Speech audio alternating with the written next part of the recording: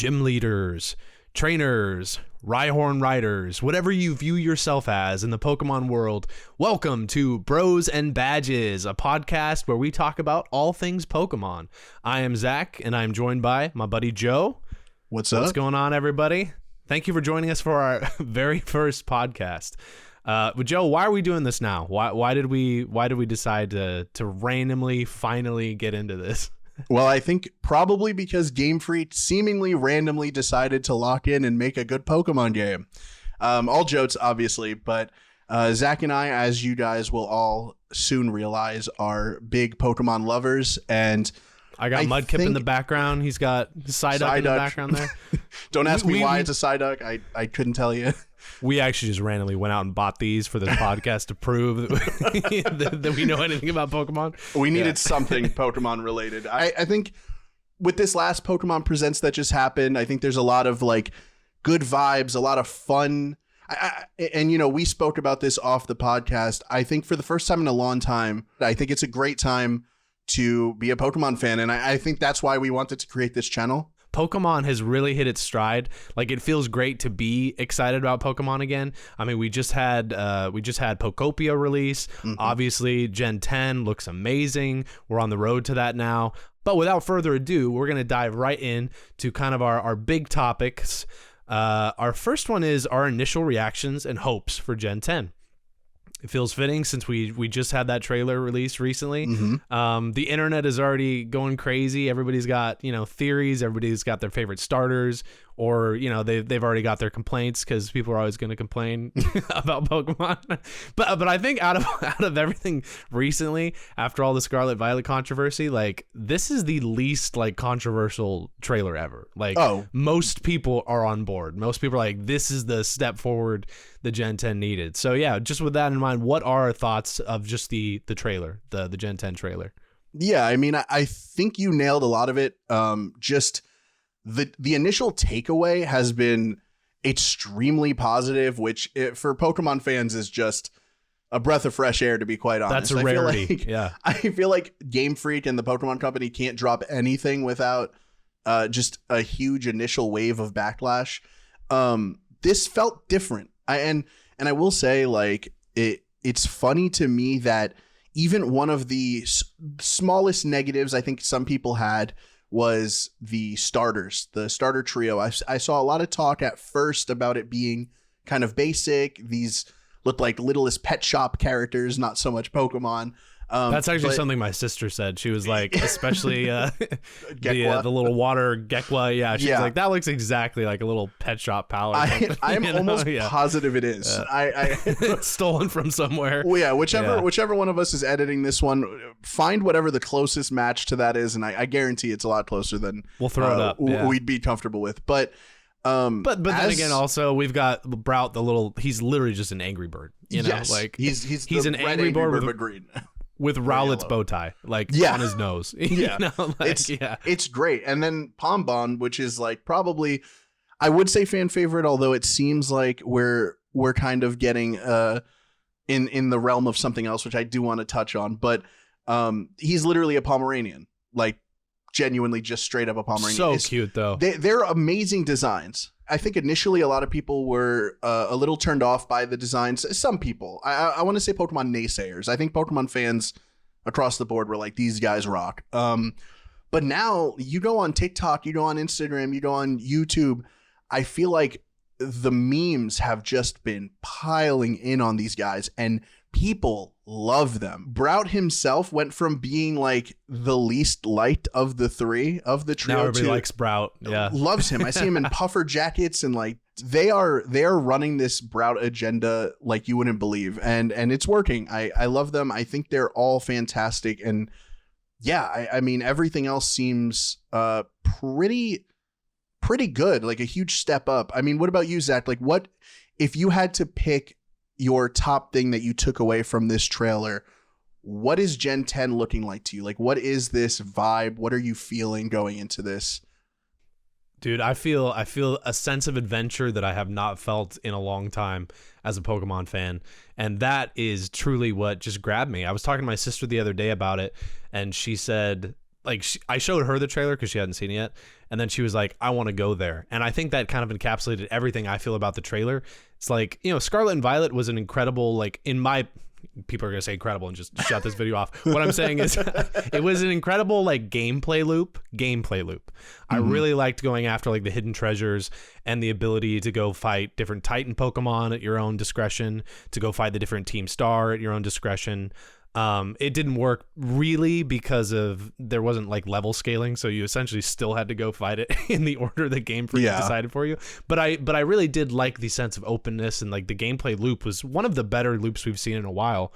But the world specifically left so much to be desired, and honestly, it was one of my least favorite worlds to explore. Like I didn't feel the need to really go explore besides doing the tasks and completing the quests. I liked doing those quests and the tasks, but it wasn't like a place like I'd be walking through the hills, I'd see Pokemon and I wouldn't care. Like I really wouldn't care because it looked so choppy and it just wasn't designed in a way that was super fun to explore. But seeing this immediately for Gen 10, it just looks beautiful. It looks like a place I really want to explore. And to me, it combines two of my favorite generations in terms of exploring, which was Ruby and Sapphire and then Sun and Moon. We have kind of those island tropical vibes. We're going to be able to go underwater and just seeing, like, I'm sure everybody's talking about this, but the waves, like, look at them. Like, you can't have a game called Winds and Waves and not have the waves look just beautiful. And they do. They really do. It finally looks like a next gen, like, leap forward for Pokemon. And people are, some people are like, oh, well, it's still not modern console. It's like, for GameFreak, this is about as modern as it gets. Like this just compare the two between Scarlet and Violet and Winds and Waves, and it is night and day, literally. Like it looks so beautiful, and it just looks like a really cool place to explore. I mean, you can even see it in the trailer. There is that some kind of device, whether that's a hoverboard or whether that's a snowboard or whether that's, who knows what it is exactly. I'm not going to say we know definitively, but it does hint at there being unique exploration. We're not going to be riding around on, wheel Pokemon, which was fun, to be honest, which was really cool. Yeah. But it did look a little silly at times, in my personal opinion. And so I think just the way we're going to be able to traverse these lands is going to be awesome. And like it's running smoothly from what we've seen.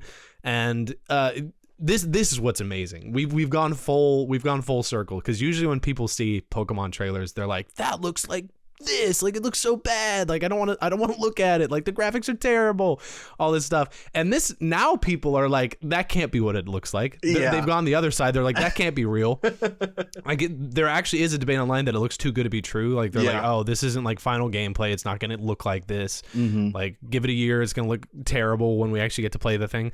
But like Game Freak, Pokemon Company or not, usually up to date, they are very like, this is what it looks like. Yeah, 100%. They will show you, for better or worse. For better or worse, they show you what the game actually looks like. And if anything, usually the game does look and play better than what the reveal trailer shows. It usually does. Yeah, for sure. If not substantially, at least a little bit, Yeah. And so I think with that in mind, like we are seeing a pretty definitive look at what these games are going to look and play like, which is just amazing. Like we're seeing quite a bit of this world. We've seen the character models. We've seen obviously the starters. I love the starters, and also we don't know what their final evolutions are going to be, and that usually to me is honestly more important than what the starter looks like, because I'm going to spend a lot more time with the final evolution. Exactly. So I am really curious to see what the finals look like. We've probably got quite a while till we see that. I'm usually one of those people that holds off on picking a starter till I know what the final evolution is going to be too. Yeah. But that said, I am leaning towards Brout. Is there one that you're leaning towards?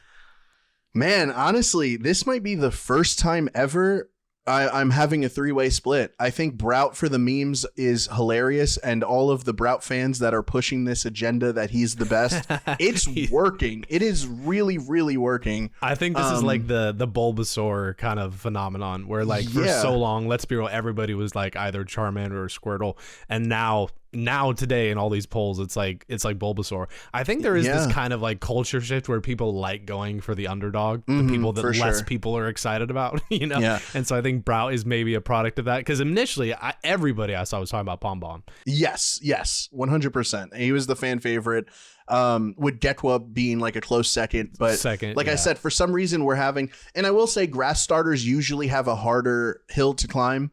Totally, literally and figuratively. Yeah, exactly. Sometimes they are the hill. Torterra looking at you. Yeah, Torterra, which ironically is one of the ones that I think people loved out the gate. But you look at something like Chikorita, that poor thing gets kicked around, and I love Chikorita. I think it's such a cute Pokemon, but man, it's hard for a fan base to really like a grass starter fully. I think Rowlet probably gets the pass the most, but he's a ghost bird Robin Hood. I mean, that's like the coolest thing ever. How do you not love that? And also Rowlet, just as a starter, was like one of the cutest little... yeah. I mean, do you remember the meme of... he's like an owl puffball. Yeah. Do you remember the meme of like the Rowlet versus the Groudon, and it just does that 360 head turn back to the trainer? I think grass starters in particular live and die by the memes of them. So, here's to you, Brout, because you are great. But this time, I think this may be the first time where I'm like, I have to wait. I think all three just initial designs are so strong. Like they're so like, it's not unique, right? I'm not saying that they're strong in a unique sense, because I think that's like why everyone initially was kind of underwhelmed by them. I think they're so strong in the sense that like you see these Pokemon and you know exactly what they are. Like Brout is an angry bird. You know, he's a grumpy little guy. It's adorable. I love that. You know, Pom Bomb is like the no brain, lights on, nobody home Pokemon. I mean, that's what he looks like. And Gekwa just looks like it's serving. Like it's just like it's going to be fabulous. It's hard not to imagine. Also, all water Pokemon Gekwa's got that like little sly kind of look in its eye. I feel like it's also got purple eyes. I'm like, is that going to be like a psychic water Pokemon later? Yeah. I don't know. Interesting. Psychic. I mean, poison. Literally, it goes so many routes, and that's the other thing. I think the typing for each of them is going to be so interesting. Hopefully we get another fire fighting. I really do think we'll get like a fire fairy. I feel like that would be a really cool one. That would be sick for Pom Bomb. So I think there's a lot. In terms of like which one I'm going for, I'm gonna say Pom Bomb just because I was basic and that was my initial response was, boom, I love that thing. Not right basic, there. My guy. I mean, it just you like what you like. I went for Brout. You went for Pom Bomb. I don't want to face you in a battle, but that's fine. I think Brout would win. Loki as an angry little guy, man. I don't know if mine's 5 levels higher than yours, maybe. True. What are our hopes, our realistic expectations for Gen 10, and then we can talk about what our pie in the sky is. Maybe give me both actually. What is your like just realistic hopes, expectations for the games, and then what is your pie in the sky? Like if everything goes well for Gen 10 and Winds and Waves is just like the best version of itself, what would that look like for you?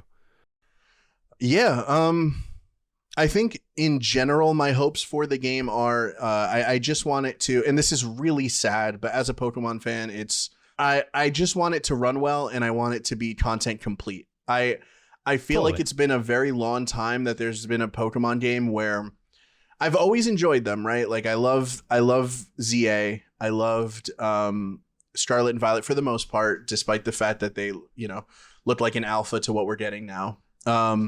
Despite the fact that some windmills shouldn't have been turning at all. literal PNGs.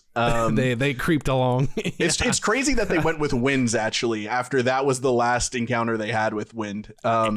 Winds and waves, and like the waves in that game. There's no waves. It's just like static water. Flat water. It's just What a mess. But that actually is what makes this so much more impressive. Like seriously, like you went from that to this. Yeah, like, I do. Was there no middle ground? Like no, I think they saw the people complaining and they were like, "All right, if there's anything we're gonna do right, it's gonna be the winds and the waves." I think mainly that's what I would like. So a content complete game. I want a game that has a good post game, because you look at these older games like. You look at Emerald, you look at Platinum, like these third, like deluxe versions of Generations, or Black and White 2, Ultra Sun, Ultra Moon. You get this game that is just fully realized, fully complete with post content that you could keep going back to. There's no reason to leave the game until the next generation, and it feels great, right? Coming off of ZA, I was one of those people that just absolutely loved the game. I thought it was great for what it was. I could not get more than 40 hours out of it. I just couldn't. I played it so much. I did so much. I shiny hunted. I did everything I possibly could. There's just not enough. The DLC was just not enough for me. So for this game, my genuine just hope that I can see being done is just a game that has a full story, a good post game, and just doesn't run like, it's chugging 5 frames per second sometimes. So that's kind of that. Now my pie in the sky is hit me with it. Pie me in the face, bro. You're getting so pied right now. I would, and I know it's just not the case, but I would love to see another evolution of the Pokemon gameplay. And we kind of spoke about this off stream. It does look like we're going back to turn-based, although I have seen arguments for people saying that it still is. There's a potential chance that it'll be real time. I really think that the real-time combat could be pushed a little further. I know we're going to have a new mechanic in the game. I know all of this stuff is coming, but it just kind of like bums me out that we're getting the best version of Pokemon and we're going back to catching like how it was in Scarlet and Violet. When we have like maybe real-time combat is something that should be left to spin-offs, or I know the Legends games are mainline, but maybe it's best to leave them in the Legends games. But I just think that there's a broader audience to be grabbed in this scenario here, where we have a Pokemon game that looks fantastic, is looking to be like the first ever real evolution that Pokemon has done since it went 3D, and we're kind of going back to the turn-based. Like a lot of people were put off by that. Like if Legends ZA was a tighter package and could have brought more people in, I think people would have really loved that system. Like the way that gameplay was, I think people really would have like appreciated it. But because the buildings didn't have ledges or balconies, I think a lot of people missed out on a really fun battle mechanic.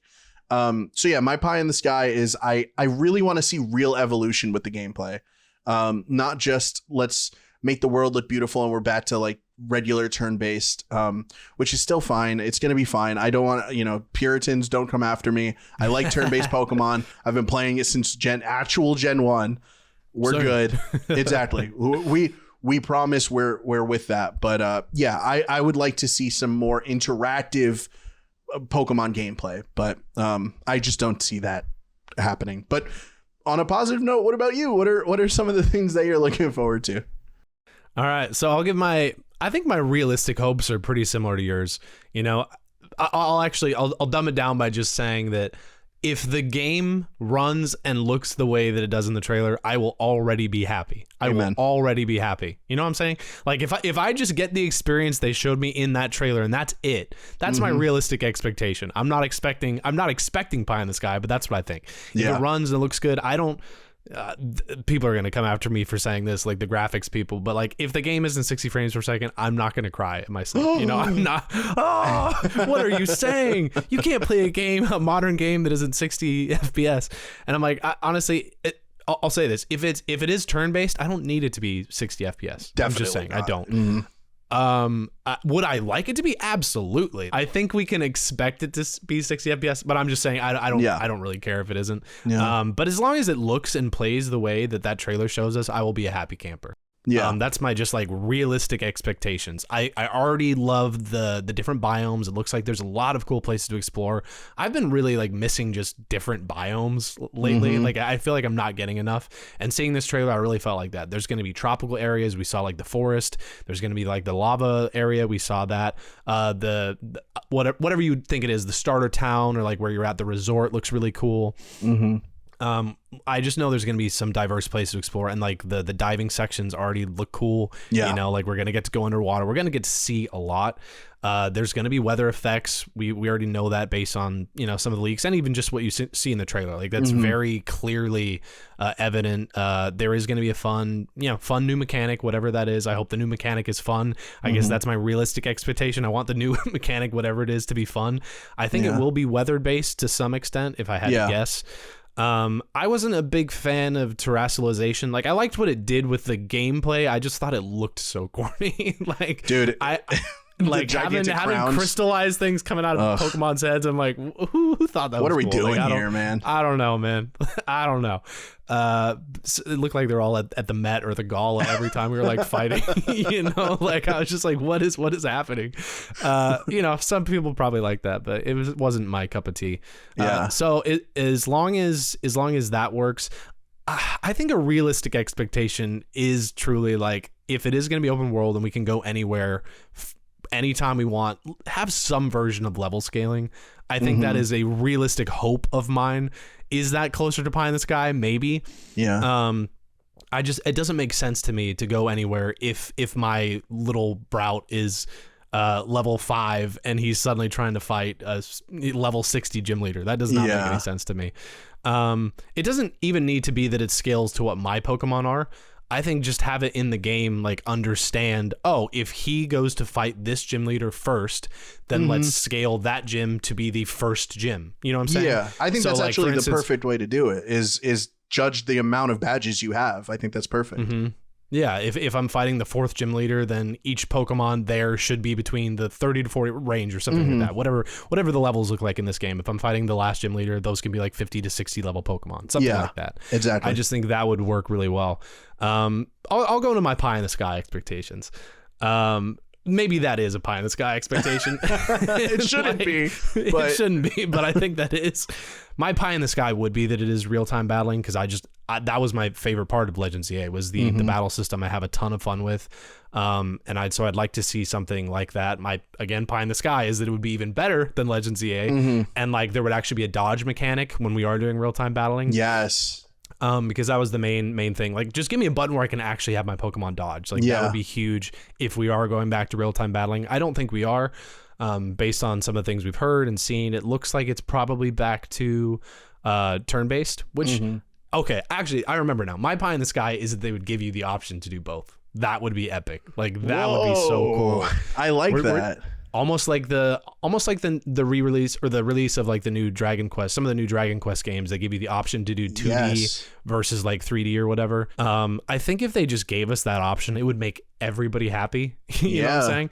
Like the ability to do turn-based or to do real-time battling, I don't think that's going to happen. So don't come at Game Freak with pitchforks if they don't. But that would be my pie in the sky. I would absolutely love that. Some really big post-game content that isn't DLC, that would be pie in the sky for me. God, you know, I wish. Like, give me, again, never gonna happen. But we're talking about our hopes and dreams right now. Like silver gold, you know what I'm talking about? You end it and there's like a new region to explore. How crazy would that be? Like that would be incredible, dude. Like one extra region. Don't even. It doesn't need to be a whole new world, even if just like a new island. Give me a new island afterwards or something. Or like that would be awesome. I just don't want to. I don't want to at the end of, the 40 or whatever hours, 30 hours these games usually run. I just don't want it to be that we've seen everything. I just need a little bit of extra, because Pokemon's always done that. So it sucks that these last few generations have just relied solely on DLC to kind of. And don't announce DLC day one before the game comes out or day one, please. That shouldn't be pie in the sky, but that is. Lastly, I'll just say I think it'd be pretty cool if in each version, Winds and Waves had something. I actually liked in Scarlet and Violet that you could fight different gym leaders in each one. Like there was like two different gym leaders that they swapped. I know some people didn't love that, but I thought it was really cool. I like the idea that if you did decide to buy both games, you'll get a new experience in each game instead of just different Pokemon. So I think that'd be really cool. Some good incentives for each version, which, by the way, maybe we'll end on this, or at least for this part of the discussion, which gen currently, which one do you think you're leaning on getting, Winds or Waves? I'm always someone who I gotta wait to see what Pokemon are in each game, which legendary is going to be on the box art, etc. Which legendary we get. But that said, do you have one you're leaning towards for the heck of it? Yeah, I mean, this one's tough for me. Just like I mentioned for the starters, I've always been someone who just pits right away. I go, that's the one. However, we're not sure if there is customization, like character customization in this game. It's looking like it may be closer to Scarlet and Violet than it was Legend ZA, which it looks like the kind of cowboy attire is Wins, yeah, and it looks like the blue backpack. I don't know what you'd call it, almost like camper attire or something like that. Is in Waves. Yeah, you kind of look like a postman, low key. Yeah. But Postman. Yeah, but yeah. So it looks like we may be stuck to that, which really kind of bums me out because ZA, and I didn't even touch up on this. One of my favorite things about ZA was the customization was incredible. I bought every single piece, male and female outfits. I had I just loved making my character looking however I wanted. It was super cool. That's dope. So I'm kind of bummed out. I think I gotta go cowboy hat just because that's so funny. So it looks like right now Wins to me. I think I'm just going for the cowboy hat for no particular reason. I never was a fan of cowboy hats, but you know what? It looks pretty cool on the character. Hey, there's no reason for this anyway. That's the whole point. Yeah, right. So what about you? Do you have a educated guess? Educated guess? Well, I actually, I have it all planned out. Funnily enough, bro, I'll keep it a buck. I'm actually like the same as you. I usually go for like the blue one, whatever the blue one is, if there is one. Nice. Because I like I like anything water based. So like as soon as I heard Winds and Waves, I was like, oh, I'll probably go with Waves because like that just sounds awesome. I like whatever the blue cover is going to be. Yeah. But I did think the same thing as soon as I found out the cowboy hat. I'd like because it looks like kind of like Australian cowboy hats. I was like, it does. I know it's like Indonesia based, but I'll take the cowboy hat. But currently I'm going to say Waves because it sounds like you're leaning Winds. And again, I do like anything water based. So it probably Waves if I had to choose. Plus, it would be perfect for the channel if we got one of each. And now I feel. I mean, we don't have an option. We kind of got to do We don't have an option anyway. One of us has got to get Winds. One of us has got to get Waves. Yeah. That is the joy of running a channel. Exactly. So great. at least now I have a reason outside of cowboy hats. Totally. That makes me feel good. I got to be able to trade with somebody anyway. So yeah, it works out. Exactly. You got me, bro. You got me. Don't worry. So with that being said, that is pretty far from now. That's 2027. With that in mind, what do we have to play now? We did recently get a little bit of a surprise release, and I say surprise not because we didn't know it was coming, but because I don't think we knew exactly what it was going to be, and that is going to be the wonderfully weird Pokopia, which released this past week as of recording this podcast, and I believe we both had some time playing it. Oh yeah, sounds like a similar amount of time where we're not new to the world, but also we're not as deep in as I think some people I have not had the game nearly as long as IGN, for instance. Exactly. Or the people that use their Australian accounts to download it early. yeah. Back to Australia, man. We're shouting it out. There's a market here. Yeah. Shout out Australia. Should we move there? Our fan base it's exclusively Australians. So I did want to talk about Pokopia because I think number one, it's trendy, so of course we're going to jump on it. But number two, it is the most recent release for Pokemon, and I think this is a pretty surprising release, all things considered. So first off, I guess to kind of guide us into it, what did you think of the launch in general? It has been really interesting. When I initially saw the trailer, I'm sure it's similar to many other people. I wasn't sure what to think of the game. I was like, okay, like this looks all right. Like realistically, it looks like Pokemon Animal Crossing / Minecraft, / other games, Dragon Quest Builders. And I was like, okay, like it really didn't grab me, honestly. Like I was just like, I don't know. Like I like Pokemon, so I knew I was probably going to play it, but I wasn't super excited. Then every trailer we've seen getting closer to the game, like it just looks more and more impressive. It looked more and more impressive. And then I was truly blown away when the game like scores came out, people started reviewing it, and you've got all these channels, people talking about it that don't even like Pokemon, that were saying it was like one of the best Pokemon games they'd ever played, giving it high review scores. I don't know what it currently sits at, but I know when it dropped initially on Metacritic with the first like 20 reviews or so, it was a 90. I think it's dropped down to like an 89 or an 88 or something. At this I point. Believe the last I checked, it was 88 critic, 85 audience user store. Beautiful. Yeah. And the thing that's amazing about the user store real quick is that it got review bombed really heavy. Like there were a lot of people that were just review bombing it, and it's still at an 85. See, so that is really impressive. Really huge, impressive. Very, very big. For a Pokemon game, that is huge. I know at least initially it was the highest rated Pokemon game ever on Metacritic, which is wild. Still is. And it still is. Okay, there you go. So that is huge. And that is honestly, you can't not look into that. And so like hearing that, I was like, well, I'm really excited to see what this game has to offer. So when I downloaded it, started playing, I was immediately like, okay, I get it. Like the hook is here. There is a real gameplay loop. I'm not really someone personally who likes building. I do like Animal Crossing. I actually really like Animal Crossing. But I'm weird when it comes to Animal Crossing. I will get all the bells. I will do all the missions, if you will, everything Tom Nook asked me to do. And then as soon as I have like just a wealth of money, like it's Monopoly or something, I then am like, I don't know what to do now.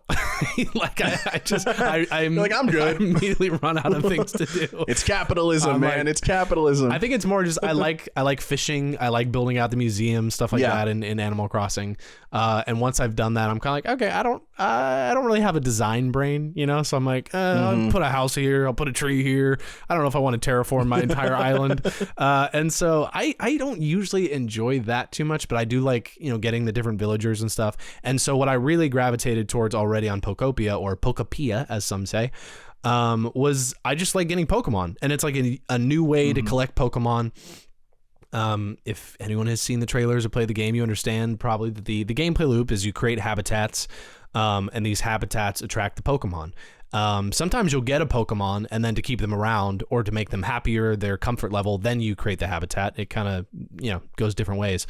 But realistically, that's the loop. You make a habitat, you get a Pokemon, you increase their comfort level, and then you're also doing kind of these missions and these like important quests that the Pokemon Professor Tangrowth is giving you, and even Pokemon are giving you like certain quests and requests. You're answering Pokemon requests, and it already like it's weird. Like I'm not far enough into the game yet where I know exactly everything, but it feels like the game is still just starting for me, and yet I've already played like, you know, 5+ hours, something like that. You know? Like, but the gameplay loop is very addictive. It's very fun. I didn't really love the graphics initially upon like what I saw, but playing it is a whole different thing. Like it actually looks and runs really well. It's weird. It felt too simplistic of an art style from what I saw from the trailers. And it didn't really hook me the same way like an Animal Crossing does. Like Animal Crossing is simplistic, but it had this like really clean, just like pretty visual style. And I didn't think Pokopia had it, but then as soon as I started playing the game, I was blown away. Like it just looks so nice. The music draws you in. It's so cozy. The camera works really well. I know that's a weird thing to bring up, but I love when a camera works well, and it just does. There's little like stutters here and there. Some things like, you know, Onyx will get trapped in a weird like setting because he's a weird Pokemon to animate, to be honest. Yeah, he's built weird. He's built different, but other than that, like it runs really well. It looks beautiful. And it is hard to put down, you know. I'll just say that it's very hard to put down. But what about you? What are your like initial reactions to the trailer and the release of the game and what you played so far? Yeah, I mean, I gotta say, very similar to yours, where it was, you know, it's a Pokemon game, probably gonna get it if I can. $70 seemed a lot at first, especially for a game key card. Yeah. Oh, I don't even want to. Touch that topic. Other. We'll make a video on that at some point. Yeah, we will for sure. But you know, same as you said, as more information came out about it, I was just like, they're really cooking with this game. Like they put a lot of things into it, and to say that is an understatement, to be quite honest. And kind of my biggest takeaway with this game is I am shocked genuinely by the amount of systems that are working in this game. So many systems. And the amount of love that they put into it. It is startling. And it's made by the team who made Dragon Quest Builders, which already was like, okay, I played those games. They're fun. Omega Force, shout out you guys. You guys are bomb. I did not think they were going to handle the IP with this much love, and they just it's so clear to me that they were like, we have this chance to make this. Let's just do it. They're not sequel baiting. They're not like, let's put some ideas in and save the rest. Everything that you could think of, this game is going to do it, and it's going to do it better than you could come up with. It does not feel half-baked. It feels like that thing has been cooking in the oven for years. Yeah. Like, realistically, like you said, this is all the problems we talk about, like, oh, you know, a GameFreak or Pokemon game sometimes doesn't have isn't content-rich, or doesn't feel content-rich. This, I'm the opposite. I'm like, there's almost too much to take in. Like, it is. There is so much to do. There's so many different systems, like you said. Sorry, continue. But yeah, I completely agree on that. There is so much going on. So much going on. Like it's it's overwhelming. It's scary. It's very overwhelming. Yeah. It's like you look. I've always been an artist in my actual life. I have a tough time with games that are like, now make it. You know, make your thing. This is the scariest one by far, because there is. I'm just going to throw out some things that have happened to me during my playthrough, and I want the audience to kind of understand why I feel the way I do. Please share with us. First off, as that said, the kind of draw of the game is you are catching Pokemon, but in the way you're doing it is by building out these habitats that you'd mentioned. And these habitats are like surprisingly thought out. You know, it's not just put grass down and you get a random chance at a Pokemon. Every Pokemon, and I believe there are about a little over 300, if not just hovering around that 300, which is crazy. Now that you've played the game, I know that that's insane. But also, each of them weirdly makes sense, because as you're playing the game, I feel like every few minutes there is a chance to get a new Pokemon. You know what I'm saying? Like, yeah, for real. Maybe not every few minutes, but like, and as you get further in the close game, to but it, like, especially when you're starting out, it feels like, oh, like if I want to go get a Squirtle right now, I can. I mean, he's the first one actually, but like if I want to go get a Hitmonchan, like it's all I got to do is this, and like that is the loop. You're like, oh well, I could just go get anher Pokemon right now. I could just go get, there are so many Pokemon. Exactly. Yeah, absolutely. It's crazy. You're constantly discovering Pokemon, and a cute little thing that like immediately I was like, I see what they did there. That's really cool. Is obviously everybody knows when you catch a Pokemon, you get the 3 little shakes of the Pokeball, and then, dun, dun, dun, dun, dun, dun, you get it, right? This game did something really cool where when you set up a biome, sometimes you'll see it shaking and you're like, okay, something's here. Time to see what Pokemon it is. When you go up and you approach it, it moves 3 times. It'll shake 3 times and it pops out. So it's like you're kind of hitting that same like nostalgia. The music is incredibly like orchestrated. It's like, I mean, you want to talk nostalgia bait? There are little moments where they'll play like the Pokemon Center theme, and it's like this very melodic, like it just just the 4 notes, or 5 notes, however when you're healing yourself in this game as opposed to Pokemon. Yeah, that's exactly. Very cool. It's amazing. It's so great. And then there's a point where I walk to this beach. I get this little Magikarp. I'm super excited. I'm like, this is so cute. I noticed there's a camera, just like a real life like security camera on a tripod. And I'm like, okay. I pick it up. It's not just an item that's there for show. It is actually a mechanic in the game. It is an actual fully functional camera. I mean, you could kind of like have a surveillance state with your Pokemon world, which is kind of crazy to me, but this is a thing that you can place in the world and then through your menus access the camera so you can check up on your certain habitats to see if Pokemon are showing up. This is nuts to me. I have no idea why they like swung for this. It's so much like extra work for like really nothing, but it's such a cool inclusion. If your Ditto jumps into a space that is 1 by 1, meaning, your character's kind of like 2 Dittos tall, right? If you jump into a space that's just the size of like a regular Ditto, you assume the form of Ditto. You become the normal, like it's little things like that where I'm like, I didn't even expect them to do that. And here they are doing it. That's not even to talk about when you get past your first zone, you get access to this Pokemon gate. And it kind of acts as like those in the original, like we'll say red, blue, or fire red, leaf green, whatever. Those like kind of route dividers where you kind of walk in and there's like a security guard. You just walk in and then you're on the other side of the route, whatever. Like they're in most Pokemon games. It exists as a way to get you to kind of like the next biome. in my last playthrough, my last play session, I had just gotten to the other side, which I believe is supposed to be Vermilion City, from the actual games. I mean, they have like the SSN and everything. Is it Vermilion? I'm wherever Lieutenant Surge's gym is. I don't think it's Vermilion, but whichever one that is. I am now in a place that is a broken down city, and there's just so much more. Like, there's electricity. You can make a store, and you can select a Pokemon to work at the store to sell. Like, I just don't understand what's going on in the game. It is genuinely insane how much they fit into it, and all of this for a game where you play as a Ditto. I mean, it's crazy. I there's really not much else to say about it other than I am just flabbergasted and also very confused as to what I need to do in that game. They really fit an entire Pokemon world into this thing. Yeah, I mean, 100%. First off, I will say Lieutenant Surge is in Vermilion City, so you got that right. Yeah. I don't remember if that is the second town or not, but I know Lieutenant Surge is in Vermilion City. So yeah. But that said, also for anyone watching, we maybe should have led with this, but like none of these are spoilers past the first few hours of the game. We haven't really dived into anything late game, and we did want to keep this discussion very like, you know, a lot of this you've seen in the trailers. A lot of this just happens in the first few hours of the game, and this is a 100+ hour game if you want to do everything. So 1,000+. We are not even remotely scratching the surface of all the things you can do in this game. But I'll just second what you said, Joe. And yeah, they have really thought it all out. Like the mechanics, there's so much here to do. One thing, and this is true of like an Animal Crossing as well, but like when you go to Pokemon's habitats, you know, I'd say like 6 to 7 times out of 10, they're actually at their habitat.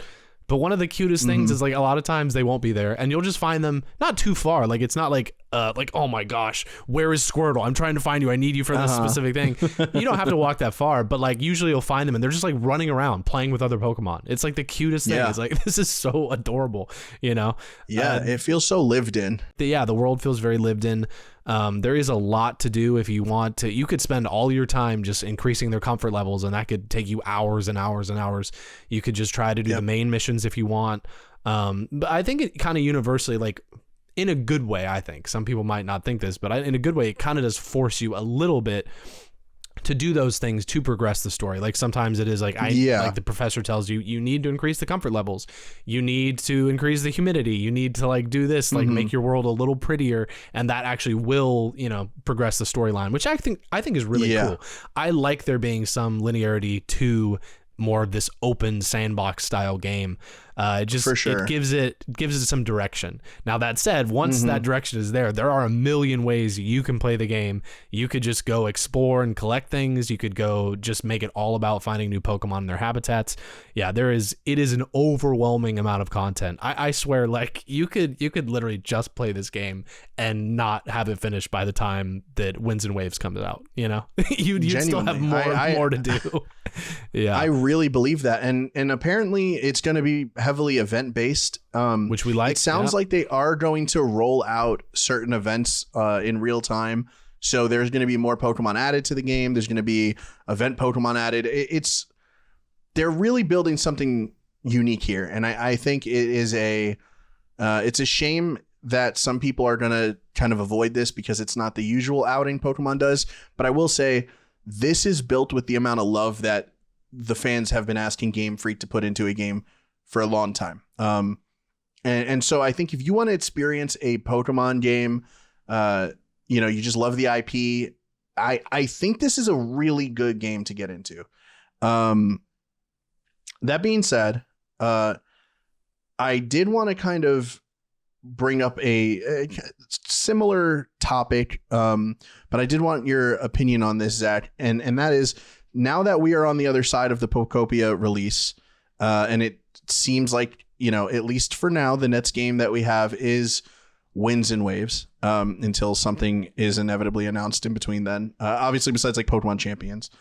A real conversation that I think can be had is, are we seeing games in the Pokemon realm be kind of more lovingly created by people other than Game Freak? And this is just a slight topic I wanted to dive into, because playing this game, it made me really kind of think back to the previous Pokemon releases we've had within the last couple of years, ZA, Scarlet and Violet. And although those games were fun, I didn't have the same like wow moments as I have with this game, where I just feel like this game is putting its best foot forward. I'm not feeling the need for more content. Like we said, I almost feel like it's too much content. I'm like, they're introducing things and I'm like, please wait. I don't even give me a second. I'm still figuring this out. Yeah, absolutely. Yeah. So I kind of wanted your takeaway on that. Like, do you think this is a good sign for Winds and Waves, where like maybe the quality of Pokemon games are just progressing in general? Or do you think this is like, yeah, Omega Force took the leads on this, which is why it's so good. Game Freak is going to deliver another maybe more, beautiful game, but maybe they're not going to be as content rich. Like, do you think it's a developer thing, or do you think Pokemon is just really putting its best foot forward as a franchise, I guess is my question summed up. I think this is a very clear example of we need to rip this franchise from Game Freak and Pokemon Company's hands and just give it to only other developers. The question is the franchise better in other developers' hands? And no, I'm totally kidding. I don't think that's true at all. I think Winds and Waves is a very clear example of Game Freak and Pokemon Company has woken up a little bit, and I do think some of the fan outcry has helped, did the fan outcry stop people from buying Legends ZA? Maybe a little bit. I don't think that game had quite as good sales as they were expecting, for sure. It didn't really hurt the sales of Scarlet and Violet, which is pretty hilarious. Those games sold like hotcakes at McDonald's, and I say that because I like those hotcakes at McDonald's. But anyway, I do think that the fan outcry at least has helped Game Freak see like, oh, okay, we need to let these games cook longer. We are seeing the longest development cycle ever for a like new gen, in Winds and Waves, which is honestly, I'm so excited about it. It could even be late 2027. The release window is another discussion that we're going to have soon. But no, I think Pokopia is a great sign that like, yeah, honestly, when you allow other companies to work on Pokemon games, there is a spark of creativity that I think we don't always see in the mainline games. And so I am definitely down to have them continue letting other companies do this. I mean, we've seen it with Pokemon Snap is one of the most like beautiful looking games. That is another company. Off the top of my head, I don't know exactly what the company did, but I do hope there is another Pokemon Snap. But that said, also Pokopia, Game Freak was still involved. I don't think everybody realizes that, but Game Freak still was involved. Do I think Omega Force was a huge component of this? Absolutely. And I think they knocked it out of the park. But we also see examples of like BDSP, like the remakes. That was Ilka. And not everybody likes those. Those were pretty... maybe not underappreciated, but a lot of people don't really like them. Like a lot of people were underwhelmed. That's definitely. I would maybe venture to say that they're a little underappreciated, because I think the games ran and like performed well for the most part. I think it's just they're missing some of that creativity. So sometimes Game Freak does bring the creativity. I'm actually on the opposite end of the spectrum a little bit, that I really liked Legends ZA. I think the city obviously is really boring to look at, and like just PNG windows. Like, trust me, I don't want that. I don't want that for Winds and Waves at all. But from what we've seen, the environments and the textures and like the buildings and stuff already look so much better. So I do think Game Freak has had their wake up call. But back to the question, I think the Pokemon world is very vast. I think there are so many things we have yet to explore and different iterations we have yet to see. And I do think we should let other developers cook. Do I think it's better in their hands? Not necessarily.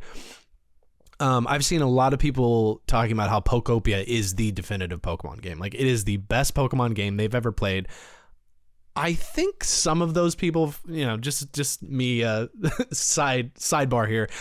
I don't think all of those people probably like the core gameplay element of Pokemon, though. Yeah. Like, that would be my guess. For sure. Because Pokopia is very much a cozy game. It is, if you want to build things, if you want to collect mons, if you want to go at your own pace, If you like a little bit more of a sandbox, it's very like free. You get to do whatever you want, and it is truly like a cozy game. Oh, you get such nice cozy vibes from playing it.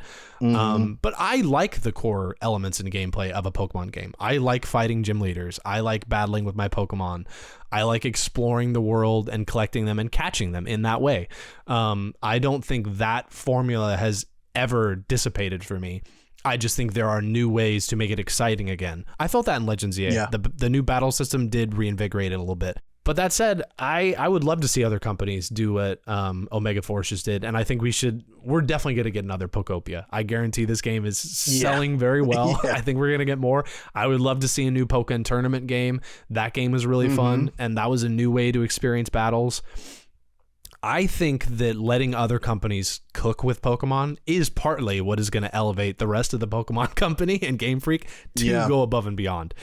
I never thought that we were going to see a game that even looked close to how good Pokemon Snap on Switch looked in a mainline game. And Winds and Waves is looking like it is close, and that's an on-rails game. That is literally you're just taking photos of Pokemon. I can't really expect it to visually look as good in the mainline games, but it honestly is getting close. Like at least from what I've seen. It kind of has a similar style, like genuinely to Pokemon Snap. It finally looks like a game that is super beautiful to explore. And so, I think all of these different companies lending their hands and using their creativity to Pokemon is just going to increase what the Pokemon company does, because they have to. Pokemon company has to match that level to an extent. Yeah. And they hear that now, I think they realize that now, and they're finally getting where fans want them to be. But I also do think we should keep letting other companies cook. What are your thoughts on that, Joe? In terms of like, do you think it's better in their hands, or do you think it's better in other companies' hands? I think for the most part, obviously we have very similar kind of ideas on what we love and what we don't, love as much with Pokemon. And I will say Pokemon has this like very interesting take on spin-offs where they're like, let's just do something completely out there, right? You have Mystery Dungeon, you have Pokken, you have now Pokopia. When they do a spin-off, they're not just doing like a side story in the same engine. We're going to completely, Pokemon Troze exists. We have Pokemon, we have games that just like don't even make sense to be Pokemon, be made Pokemon. And I think that is a major strength for Pokemon, especially because it is the highest earning brand in existence. So it makes sense to kind of like, hey, not everybody loves like an RPG. Let's do a cozy Animal Crossing game. Let's do a mystery dungeon style game. Like let's do a roller coaster tycoon, but with Pokemon. You know what I'm saying? Like exactly. Literally. No, actually, literally. This is a sidebar, but one of my absolute dreams is just for them to not kart racer.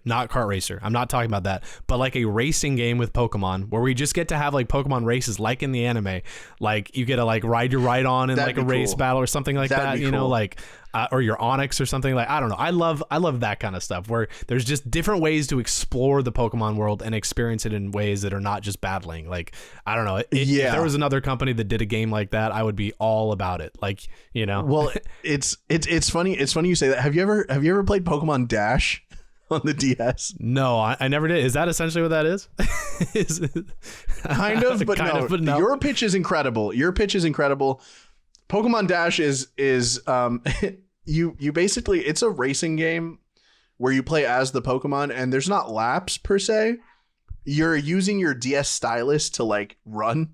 Okay. And you're like hitting checkpoints. See, that's probably why I didn't play it, because I didn't like a lot of things with the pen, to be honest. On the it was DS. Very gimmicky. It was fun for a minute, but it wasn't fun for a long time. Yeah, I don't think if you're looking for your Pokemon racing game, I don't think Pokemon Dash is the one. But it is another weird spinoff. So it's funny. It's funny that exists. But yeah, I think companies just Pokemon just has like a wonderful way of like expanding their lore, expanding their the genres that they reach into. And in terms of creativity, you know, maybe this is definitely not the popular thing to say because obviously everyone hates Game Freak. No, for whatever reason. No, not everybody. We love Game Freak, especially if we can get copies of games sooner. Please, if we were to say get Winds and Waves before 2027, oh man, we're gonna be your biggest fans, Game Freak. You know, Scarlet and Violet. You'll never hear a what are you negative talking thing. about? Those were running at a Best games solid 60 FPS on release from day one. Yeah, on release is crazy. Yeah, I think like the joke is to give Game Freak a lot of negativity, but one thing I will say is that despite the budget, despite any like hiccups in production, despite all of this, and please, I am not a Pokemon glazer. You will learn soon enough that we have a lot of negatives to say. Oh yeah, you know, I will say like justified negatives. We don't hate Pokemon. We have a Pokemon channel. But yeah, one thing I will say about Pokemon and like literally nobody could tell me otherwise because this is just my experience with the franchise. When I get a Pokemon game, I play it, I beat it, I enjoyed it. That's it. Bare minimum, right? Scarlet and Violet were a mess at release. An absolute mess. I don't know how this game, you know, I mean, clearly they had a gun to their head and they were like forced to roll that thing out. You got to get it out by holiday. Yeah. You have to. I mean, there was zero, you know, chance that anything other than what happened was going to happen. The quality assurance did not exist on that game. Yeah, they had to cut that team to be able to make that windmill move at all. 100%. Yeah. They were the first team to go. Quality assurance? Yeah, Let's get them out of here. Yeah. We don't need it. Yeah. But that being said, I loved it. Like, I really did love my time in it. Do I wish it didn't look like clay and move worse than clay? I mean, obviously, no. I want an incredible game. I don't want a Elden Ring level style I don't need world. it to be I don't know why some people want these. Some people want hyper realistic graphics. They want their Pikachu to have like sweat pores. Yeah. I don't know what's going on with that. I think the best version of Pokemon is it looking a lot like the anime because that is the aesthetic and the art style they're going for. And currently, Winds and Waves does look like it is the closest we've seen to that, and that's huge. Exactly, that's huge. But you know, with that being said, I love Game Freak. I think I love that they let other publishers or other developers come in and you know support them in the way that they did. And I hope we continue to see that. I know we're going to continue to see that. And yeah, so ultimately, I guess, in hearing you say it, I think I do firmly agree that Game Freak needs to be at the helm because they, more than anyone else, understands what Pokemon is at its core. They may not deliver what a $1 billion company should you would expect. all the time. Yeah. But what I will say is that there is a reason why when someone is dropping a game, when a company drops a game that runs 5 frames per sometimes, it sells millions of copies. It's because it's 5 frames per sometimes. Yeah, that's good. Exactly. You know, I think like there's a reason that people buy it. It's not just like consumers must consume. Like, I feel like that's what a lot of people think. Yeah, exactly. Just give me more slop. I don't think it's that. I think it's that we know that when we're getting a Pokemon game, there's going to be tons of characters that we love. There's going to be tons of banging music. There's going to be some incredibly cool Pokemon designs. And at the center of it all is going to be at least something that feels like an adventure that, you know, younger versions of us have dreamed of. Because when I was sitting down playing Pokemon Blue, barely sentient, I was imagining Winds and Waves, you know? Mm-hmm. And I think that's why this is a full circle moment where, you know what? Sure, it doesn't look like, again, I don't want it to look hyper realistic, so I don't even want to give him that point. But sure, it doesn't look like the best looking game ever made to be released. Yeah, ever made. But as you said, Zach, it is the closest to the anime. It is the closest to what kid me envisioned. And God, I want that little bird, gecko, and Pomeranian so bad. I couldn't be more hyped. So while Pokopia is here now, and I do highly suggest everyone who loves Pokemon or at least cozy games give it a chance, give it its flowers while you can, support it. Really vote with your wallet. Us Pokemon fans don't have the justified reason to do that often. Yeah. Support that game, and yeah, we're going to be covering all the way up until Winds and Waves. I mean, this is going to be a fun journey. Pokemon's about the journey, and that's kind of what this channel is about. We're going to be covering a lot of stuff, the journey to the release of Gen 10, and then also Pokopia.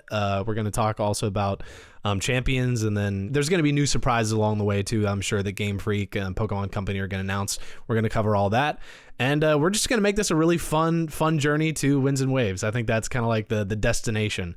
Thank you guys so much for checking out this first podcast of the Bros and Badges channel. Like, subscribe. Also, let us know in the comments if you guys like this content, what you'd like to see more of. If there's anything you heard in this discussion that you'd like us to dive a little more into. Any other thoughts, Joe? Game Freak, send us the game, please. Send us.